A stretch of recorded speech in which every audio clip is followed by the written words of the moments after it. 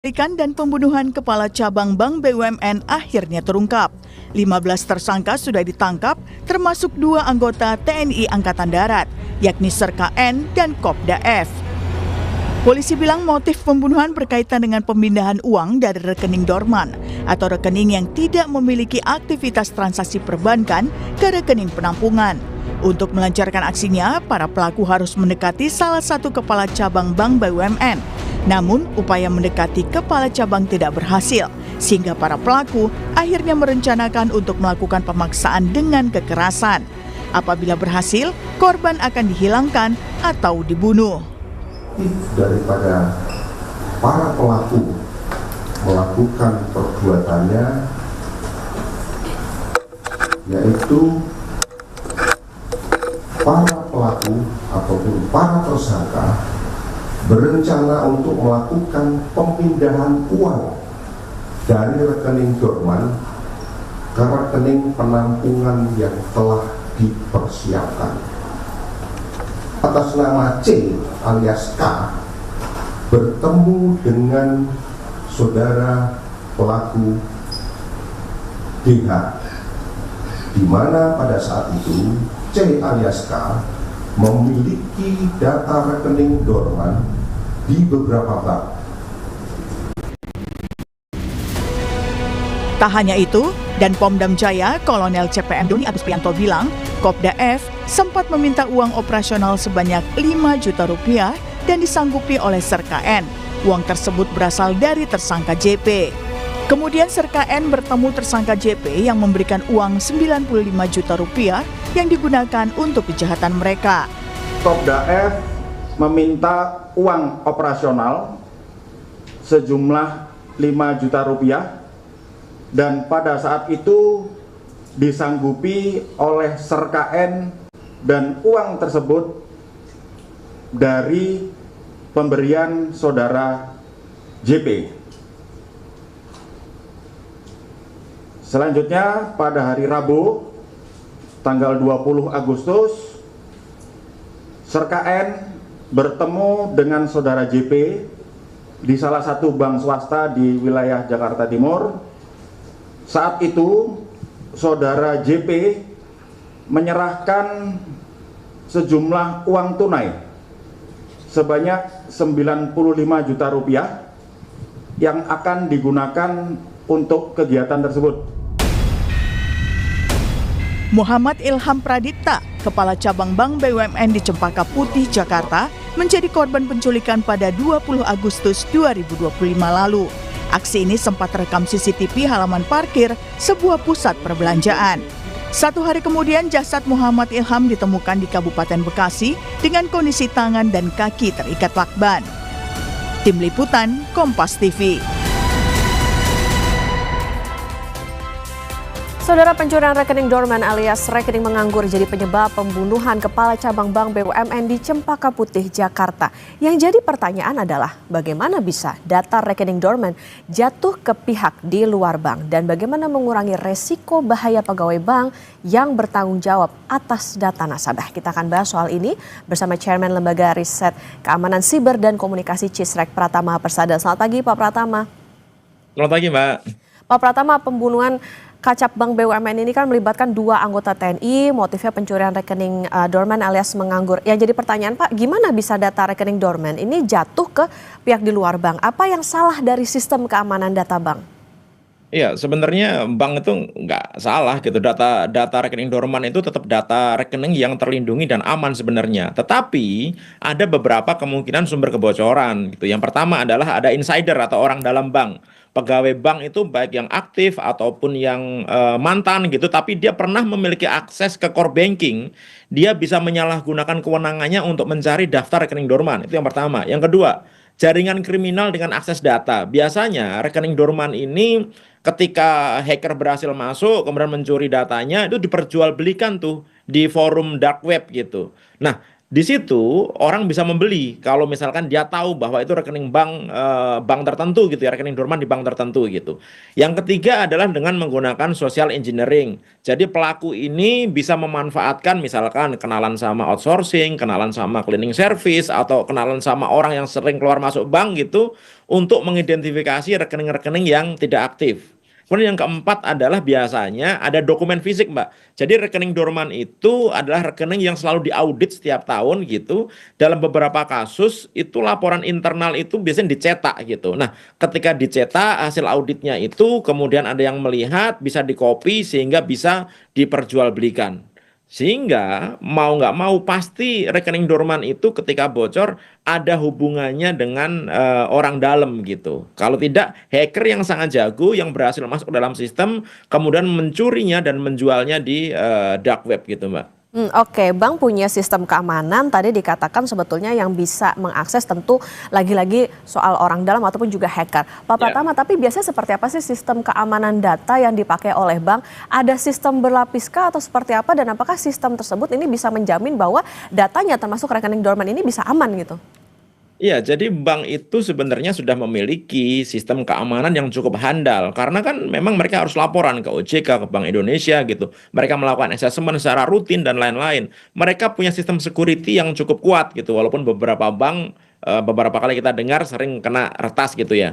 Tetapi gini Mbak, sekuat-kuatnya sistem keamanan gitu, tetapi ketika yang melakukan itu mereka punya akses, ya susah untuk melawannya. Misalkan teller gitu atau unit operasional, mereka bisa ngerti nih karena mereka bisa ngakses apa namanya data dan sistemnya gitu. Jadi mereka tahu apa namanya ada rekening dorman misalkan ketika ada nasabah yang datang dan lain-lain.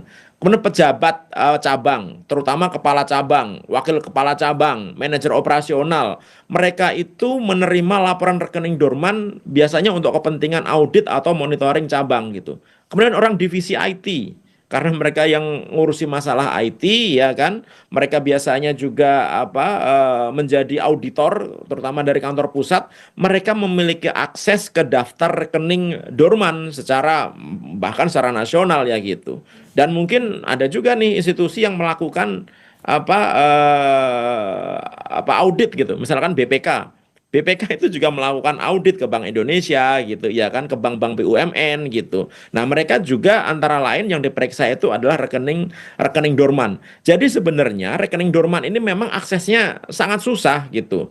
Kenapa sangat susah? Karena memang ini bukan informasi publik. Nggak bisa orang sembarangan tanya, rekening dorman di bank kamu ada berapa sih? Nggak akan bisa gitu. Karena apa? Karena itu juga terlindungi. Nah, kalau sampai bocor, kalau menurut saya pasti ada keterlibatan orang dalam gitu, atau ada kebocoran sistem. Hanya dua itu aja yang menyebabkan gitu. Karena kalau enggak, ini akan susah.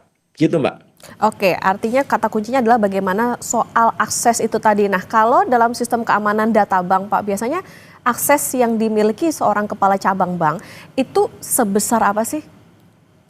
Ya mereka punya otorisasi yang maksimal Mbak kalau pejabat bank apalagi kepala cabang ya gitu. Makanya yang dikejar penjahat ini adalah kepala cabang karena kepala cabang dia punya otorisasi gitu yang bisa digunakan untuk membuka rekening dorman itu dan digunakan untuk misalkan ditransfer atau dikembalikan kepada pewarisnya yang sah gitu. Karena kadang-kadang rekening dorman ini sudah nggak ada pemiliknya, sudah meninggal dan lain-lain gitu, dan isinya memang luar biasa besarnya. Ada apa namanya yang sampai triliunan, ada yang sampai ratusan miliar begitu. Itu yang sebenarnya rekening antah berantah yang pemiliknya juga nggak tahu, nggak jelas siapa gitu. Nah, si penjahat ini dia ngerti bahwa ini rekening yang nggak banyak mengawasi gitu, yang punya orangnya nggak ada karena nggak aktif lebih dari 12 bulan gitu, sehingga kalau ngambil duit itu mungkin tidak menjadi perhatian, mungkin mikirnya kayak gitu ya gitu, sehingga yang dikejar itu adalah si rekening dorman ini Mbak gitu. Oke, Pak, berarti kan rekening dorman ini bukan hanya satu dua ibaratnya gitu banyak di berbagai cabang bank Oh tentunya.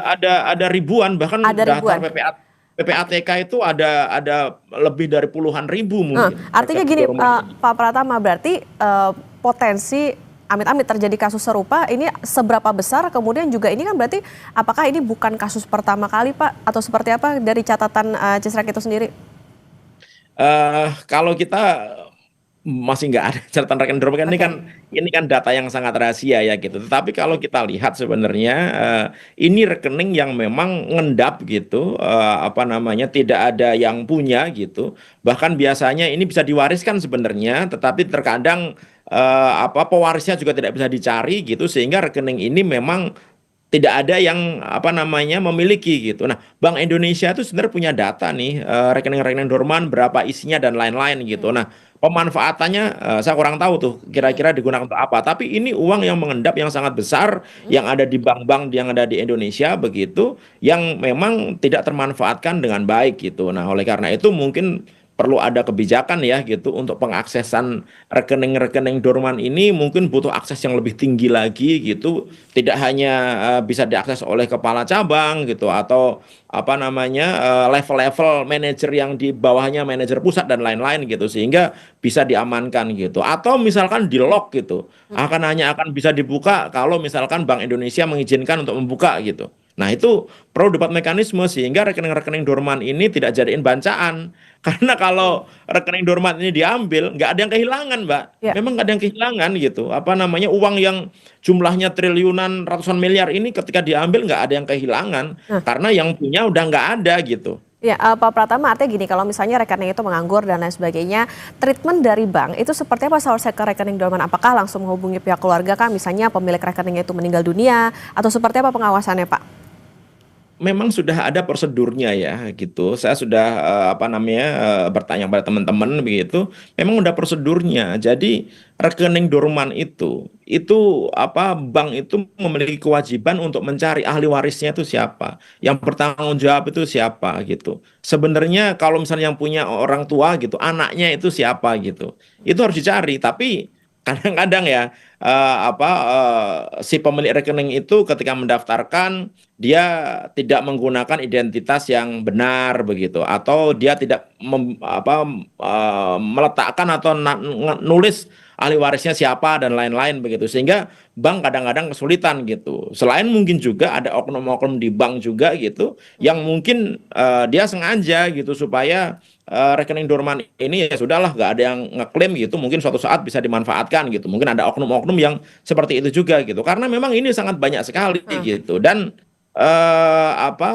mungkin ya gitu kalau memang tidak ada pewarisnya gitu atau tidak ada orang bisa dihubungi supaya tidak disalahgunakan mungkin bisa diambil oleh negara bisa digunakan untuk support makan bergizi gratis dan lain-lain gitu atau untuk pembangunan untuk bantu rakyat kecil gitu ya daripada dimanfaatkan oleh oknum-oknum tidak bertanggung jawab. Nah, si penjahat ini dia sangat tahu sekali bahwa di satu bank itu ada beberapa rekening dorman yang mungkin bisa dia manfaatkan gitu. Nah, karena si kepala cabangnya ini yang punya otoritas, dia nggak mau bukain, nggak mau transferin gitu, makanya ya udah dibunuh aja gitu.